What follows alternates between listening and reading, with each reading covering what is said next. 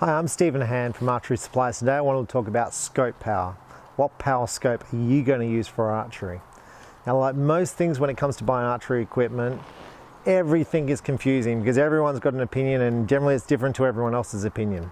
So let's just talk about scope power today. So when you buy a scope for your bow, you've got the choice of powers. Now you've got 2 power, 4 power, 6 power, 8 power, 10 power. Now no one shoots 10 power, so let's just write that one off. The most common power used in a scope is a 4 times. This is for target archery.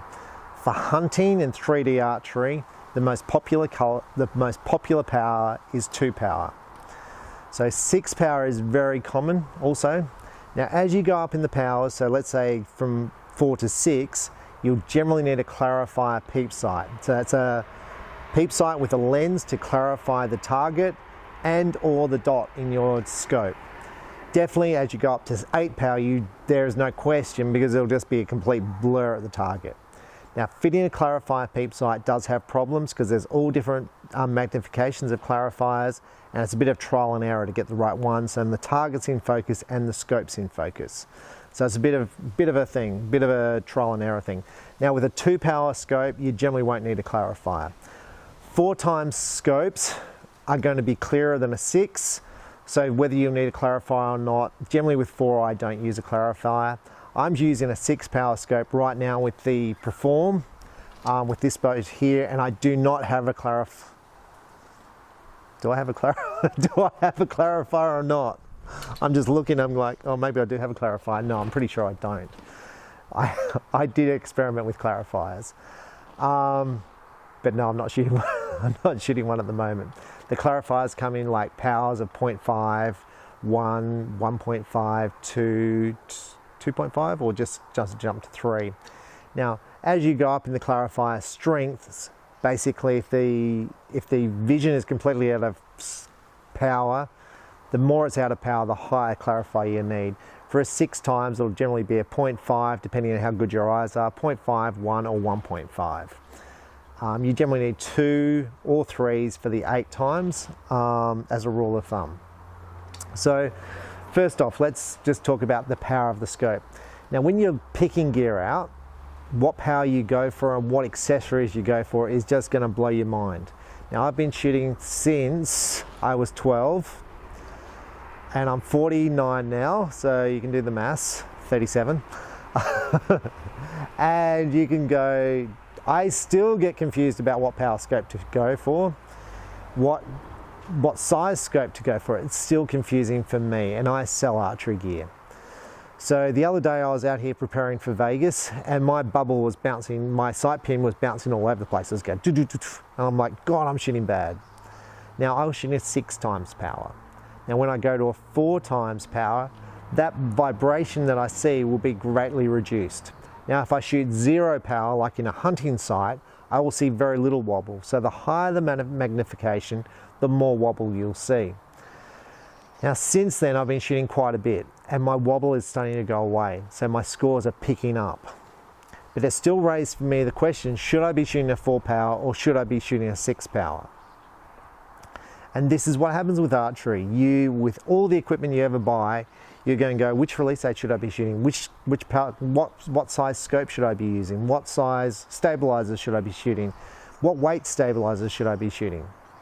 Now with scope power, I'm going to say, let's just take stuff simple. Let's go back to basics. Can a recurve shooter with no scope shoot a good score? Absolutely. Now can a hunter with a hunting sight shoot a good score? Absolutely they can. Me here shooting at 80 meters, have I shot good scores with a hunting sight and no stabilizers? Absolutely I have. In fact, I shot better with a hunting bow the other day with just a basic Whisker Biscuit Arrowresk and a 5-pin sight and no stabilizer than I did with my complete target bow. And you're going to say, why is that? It's because I was fatiguing because I hadn't shot enough. Now I'm shooting, and I've been shooting quite a bit, my target bow will exceed the hunting bow every moment of the day. There's no question in it. But you can still shoot well. So the first point, as I'm going to say, is don't worry too much about it. Now when you're selecting a scope for target, I would always recommend decreasing your power. So I always recommend 4 times. because you don't want to see lots of wobble, especially if you're starting out. If you're starting out, you're not going to have the strength, you're not going to have the endurance, and you're going to fatigue and you're going to start wobbling. 6 times, you're going to require a clarifier to make it clear, and it's going to magnify the wobble on the target. So for me, I would always go 4 times. Now, if you're an experienced archer, you can make a case of, well, 6 times. And that's what I did for indoor archery. I was like, well, I want to be able to see that X just a little bit better. Does it help me? No, because I've still got to put my dot in the middle of the target. So I've got a bow to the left of me here, was set up with a 4 times scope, and the bow I'm currently shooting with 6 times scope. Because I want to see what the difference was in my scores between a 4 and a 6 times. I shoot the same score. Now, am I going to say one was easier to shoot than the other?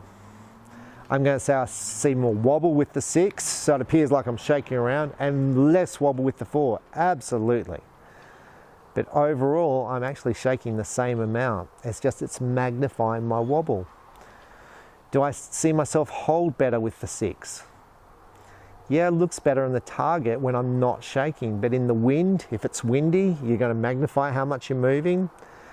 Indoor, if you are fatiguing, you're going to see more shake in your wobble, so to speak. I'm going to say when I'm steady, aiming, and my muscles are good, and I've been shooting a lot, I probably find the 6 a little bit easier to shoot than the 4, because it makes my target bigger. That's if I'm stable.